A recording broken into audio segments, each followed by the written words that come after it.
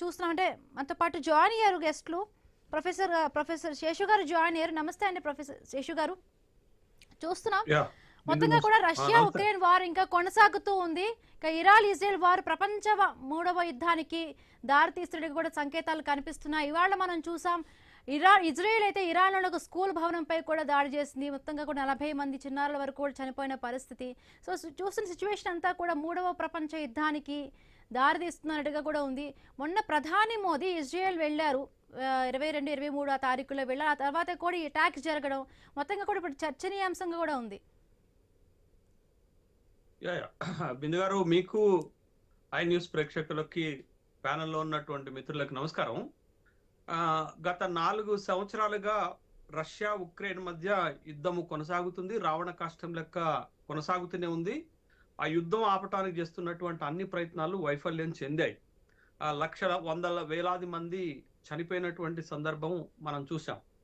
తరువాత ఇప్పుడు అటు పాకిస్తాన్ ఆఫ్ఘనిస్తాన్ మధ్య కూడా 1-2 రోజుల క్రితం యుద్ధం ప్రారంభమైంది. ఆ 2 దేశాల మధ్య ఉద్రిక్తతలు కొనసాగుతున్నాయి, దాడులు చేసుకుంటున్నారు.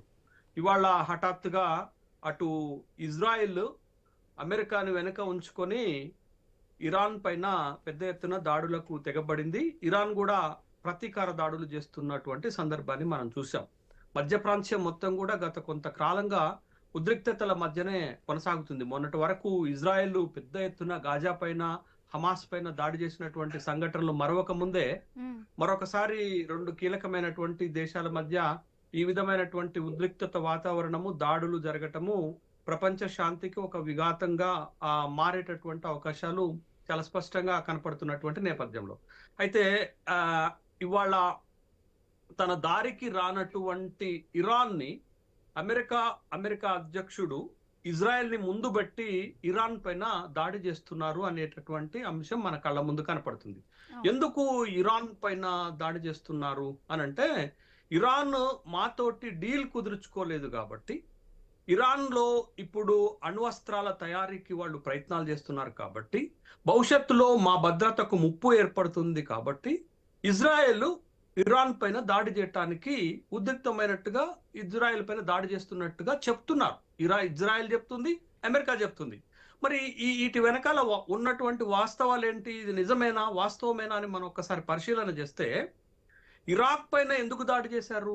ఇరాక్ సద్దాం హుసేన్ ని పట్టి ఆ దేశ కోర్టులోనే విచారణ చేసి ఆ దేశంలోనే ఉరిశిక్ష ఎందుకు విధించారు అంటే, ఇరాక్ లో రసాయనిక ఆయుధాలు తయారు చేస్తున్నారు, అది ప్రపంచ శాంతికి ముప్పు అనేటటువంటి అభియోగం మోపారు. ఇప్పటి వరకన్నా అది తేలిందా, వాస్తవమైందా? తరువాత లిబియాలో కడ్లల్ గడాఫీని రోడ్డు పైన ఎందుకు చంపారు? ఇవాళ వరకు అది తేలిందా? సిరియాలో ఆల్ బషీర్ ప్రభుత్వాన్ని ఎందుకు కూలదోసి తను దేశం వదిలి పారిపోయే విధంగా చేశారు? ఇవాళ వరకు సహేతుకమైనటువంటి కారణం చూపారా? తరువాత ఇటీవలనే వెనజువెలా అధ్యక్షుడు మదురోని ప్రపంచ మత్తు పదార్థాల కేంద్రంగా తయారు చేశారు, అమెరికాలోకి మత్తు పదార్థాలు దిగుమతి చేస్తున్నారు అనేటటువంటి నెపం మోపి భార్యాభర్తలు ఇద్దరిని అరెస్ట్ చేసి తీసుకొచ్చి అమెరికన్ జైళ్లలో బంధించారే. మరి వాళ్ళ అదే వెనజువెలాలో ఎందుకు అక్కడ ఉన్నటువంటి చమురుతోటి ఇతర దేశాలతో వ్యాపారం చేస్తున్నారు అనేటటువంటిది ఇవాళ వరకు ఆ దేశం పైన మత్తు పదార్థాలకు సంబంధించినటువంటి అంశం తేలిందా? అంటే తమకు నచ్చనటువంటి దేశాలు, తమ మాట విననటువంటి దేశాలన్నిటిపైన ఈ విధమైనటువంటి దాష్టీకానికి అమెరికా తెగబడుతుంది అనేటటువంటి విషయం ఇక్కడ కనపడుతుంది. అయితే ఇక్కడ ఇరాన్ కూడా ఎందుకు ఇరాన్ పైన దాడి చేస్తుంది అంటే, ఇరాన్ ఇటీవల హమాస్ కు మద్దతుగా ఇజ్రాయెల్ పైన గత జూన్లో 12 రోజులు యుద్ధం జరిగితే ఇదే అమెరికా మధ్యవర్తిత్వంతో అటు ఇజ్రాయెల్ ఇరాన్ ఒక ఒప్పందానికి వచ్చినటువంటి సంఘటన చూసాం. ఇవాళ ప్రపంచంలో ఆయిల్ ప్రొడ్యూసర్స్లలో ఇరాన్ 3rd లార్జెస్ట్ ప్రొడ్యూసర్ గా ఉంది.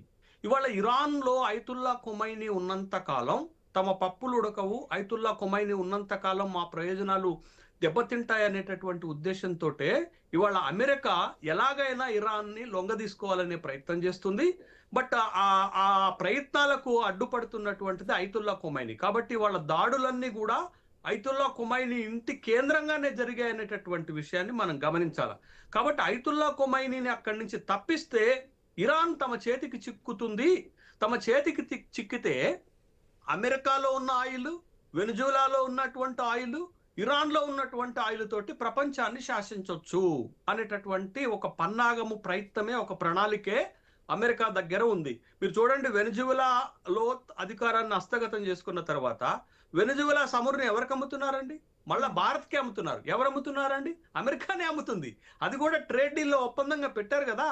కాబట్టి ఇవాళ ఇరాన్లో ఇరాన్లో అంతర్గతమైనటువంటి ఇబ్బందులకు గురి చేయాలని మొన్నటిదాకా ప్రయత్నం చేశారు. అక్కడ ప్రజలతో తిరుగుబాటు చేయించాలనే ప్రయత్నం చేశారు. అది విఫలమైంది కాబట్టి వాళ్ళ అయతుల్లా ఖొమైనీ కేంద్రంగానే అమెరికా వెనకాల ఉండి ఇజ్రాయెల్ తోటి దాడులు చేపిస్తుంది అనేటటువంటి విషయాన్ని గమనించాలా. ఇరాన్ని హస్తగతం చేసుకొని అయతుల్లా ఖొమైనీని లొంగదీసుకొని లేకపోతే చంపి లేకపోతే అధికారం నుంచి తప్పించి ఇరాన్ లో కూడా తమ కీలుబొమ్మ ప్రభుత్వాన్ని నెలకొల్పాలనేది వాళ్ళ ప్రయత్నం. ఇరాక్ లో అదే జరిగింది, లిబియాలో అదే జరిగింది, సిరియాలో అదే జరిగింది, వెనిజువెలాలో అదే జరిగింది. ఇవాళ ఇరాన్ లో కూడా అదే చేయాలనేది అమెరికా లక్ష్యం. ఏంటంటే ఇరాన్ లో కూడా తమ సొంత కీలుబొమ్మ ప్రభుత్వాన్ని అక్కడ ఏర్పాటు చేసి ఇరాన్ లో ఉన్నటువంటి చమురు నిల్వలపై పెత్తనం చేస్తూ ప్రపంచం మొత్తాన్ని చమురు అనేటటువంటి ఒక ఇన్పుట్ తోటి ఆధిపత్యం చెలాయించాలి, అన్ని దేశాలను లొంగదీసుకోవాలనేటటువంటి ఒక ప్రయత్నం చేస్తుంది. ఇవాళ ఇరాన్ పైన మోపుతున్నటువంటి అభియోగం ఏంటది? ఇరాన్ అణువస్త్రాలు తయారు చేస్తుందని. మరి ఇవాళ ప్రపంచంలో అణువస్త్రాలు కలిగినటువంటి దేశాలు ఎన్నున్నాయి? పాకిస్తాన్తో సహా భారతదేశం కూడా ఉంది కదా. మరి వాటిపైన కూడా దాడి చేస్తారా? ఇవాళ అందుకే ఇరాన్ లో ఒక బూచిగా చూపెడుతున్నారు. ఇస్పెనాస్ అనేటటువంటి కేంద్రంగానే వాళ్ళు అణువస్త్రాలు తయారు చేస్తున్నారు. కాబట్టి అక్కడ తర్వాత దక్షిణ టెహరాన్ పైన దాడి చేస్తున్నటువంటి సందర్భాన్ని, ఒక స్కూల్ భవనం పైన దాడి చేస్తే 40 మంది పిల్లలు చనిపోయారు. బట్ ఇది పబ్లిక్ గా ట్రంప్ చెప్తున్నారు, మా డీల్ ఒప్పందానికి ఒప్పుకోలేదు కాబట్టే మేము ఈ విధమైనటువంటి చర్య చేపడుతున్నామని. మీరు చూడండి, వెనిజువెలా అధ్యక్షుడు మదురోకు కూడా ఇదే ఆఫర్ ఇచ్చారు. తనని పట్టుకోవడానికి ముందు, క్యాప్చర్ చేయడానికి ముందు ఆఫర్ ఇచ్చారు. నువ్వు మాకు లొంగిపోతే ఇబ్బంది లేదు అంటే అతను లొంగలేదు. ఇక్కడ అయతుల్లా ఖొమైనీకి కూడా అదే ఆఫర్ ఇచ్చారు. ఇంకా డిస్కస్ చేద్దాము. రైట్, చిన్న బ్రేక్ తీసుకుందాం. బ్రేక్ తీసుకునే ముందు జీవీఆర్ శాస్త్రి గారు కూడా జాయిన్ అయ్యారు. అలాగే